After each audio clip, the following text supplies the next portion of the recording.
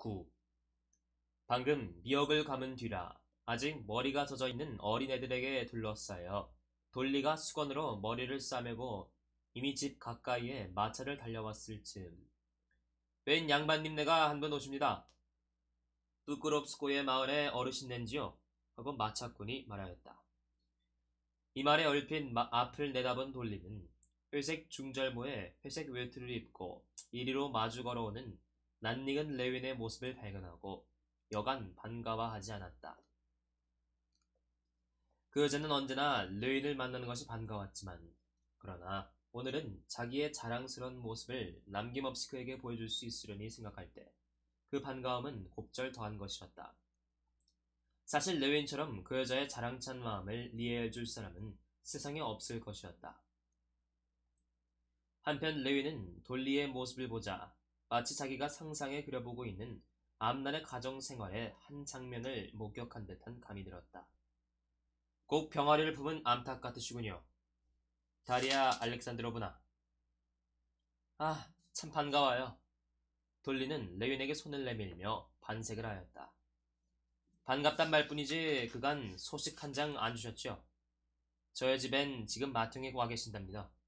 난 스티바한테서 편지를 받고서야 당신이 여기 와 계시는 줄 알았군요. 제 남편한테서요? 하고 잠옷 의아한 얼굴로 돌리는 물었다. 네, 저한테 편지를 보냈는데 당신께서 이리로 오셨다는 소식을 전하고 저더러 여기 와서 당신 일을 좀 보살펴달라고 부탁을 했더군요. 하고 뢰이는 말하였다. 그러나 이렇게 말을 꺼내놓고는 그만 무안해져서 불쑥 말을 끊고 보리수의 햇순을 뜯어서 씹으며 덤덤히 마차 곁을 따라 걸어갔다. 그가 이처럼 무색해한 것은 의례 자기 남편이 해야 할 일에 타인의 방조를 받는 것이 돌리로서는 퍽 불쾌하리라는 추측에서였다. 아닌 게 아니라 돌리는 자기 가정 내의 일을 남들에게 떠맡기기 잘하는 스테판 아르까지치의 버릇이 비위에 거슬렸다. 그런데 그 여자는 레윈이 자기의 이런 심정을 10분 이해하고 있다는 것을 대뜸 짐작할 수 있었다.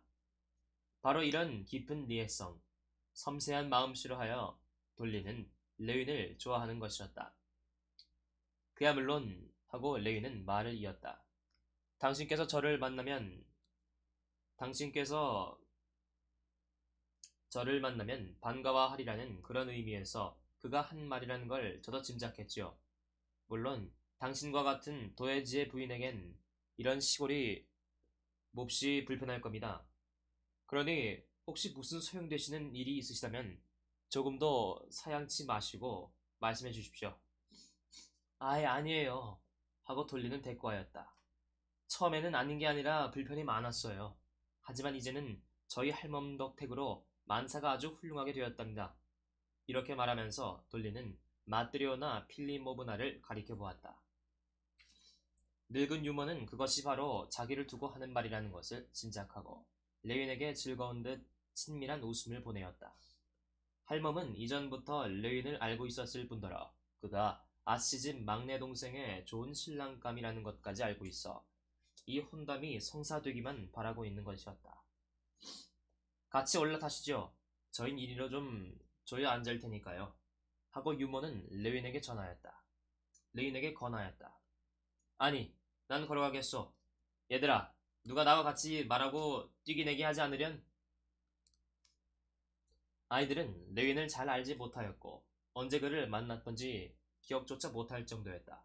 그랬건만 그들은 레윈에 대하여 무릇 아이들이 점잖은 빼는 어른들에 대해서 느끼는 그리고 그로 인하여 왕왕 톡톡히 공경을 당하게 되는 그런 주목과 혐오가 뒤엉킨 일종의 기묘한 감정을 나타내지 않았다.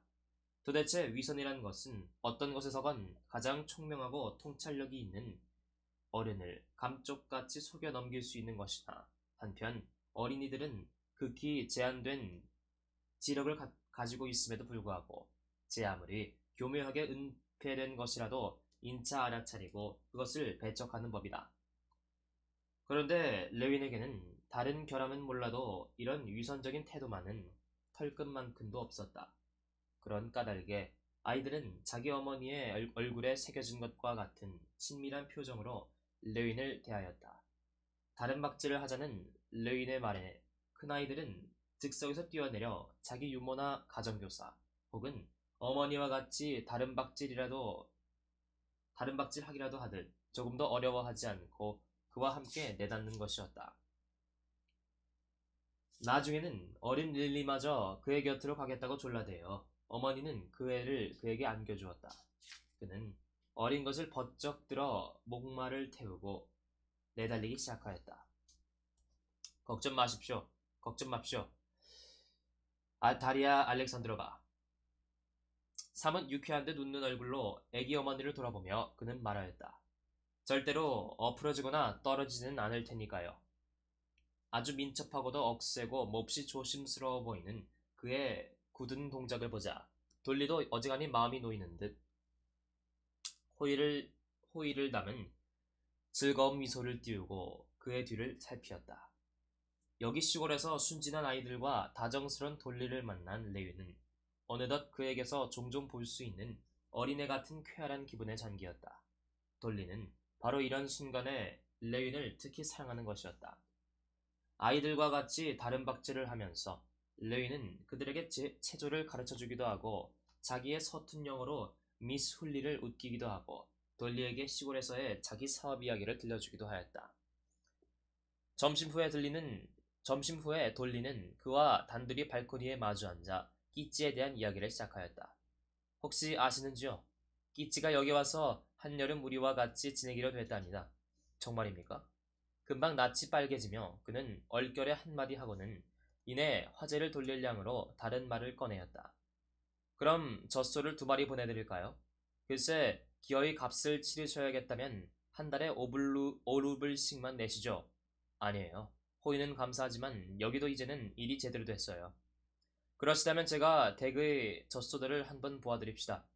그리고 허락하신다면 기르는 법을 가르쳐드리죠. 문제는 오직 사료에 있는 겁니다.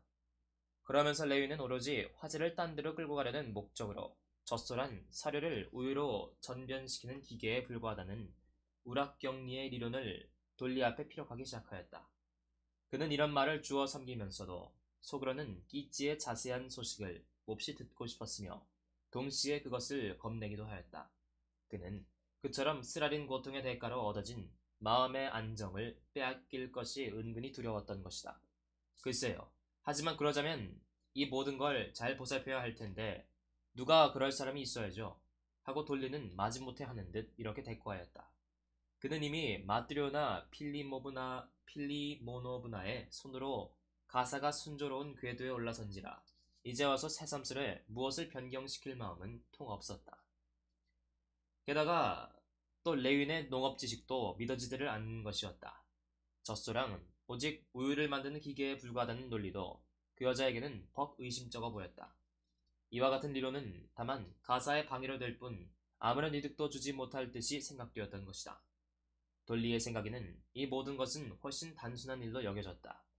즉 마트리오나 필리모브나가 설명한 것과 같이 페스두르하 젖소 이름 얼룩이란 뜻와 펠로빠하 젖소 이름 사투리가 흰놈이란 뜻에게 사료와 물을 더 많이 주고 요리사가 뜬 물을 세탁분의 젖소에게 몰래 가져다 주지 못하도록 하면 그만인 것이었다. 그것은 명백한 일이었다. 그런데 곡물 사료가 어떠니 목초 사료가 어떠니 하는理論은 어쩐지 의심쩍고도 모호하였다. 그리고 무엇보다도 중요한 것은 동생 끼찌에 대한 말을 하고 싶어 견딜 수가 없는 것이었다.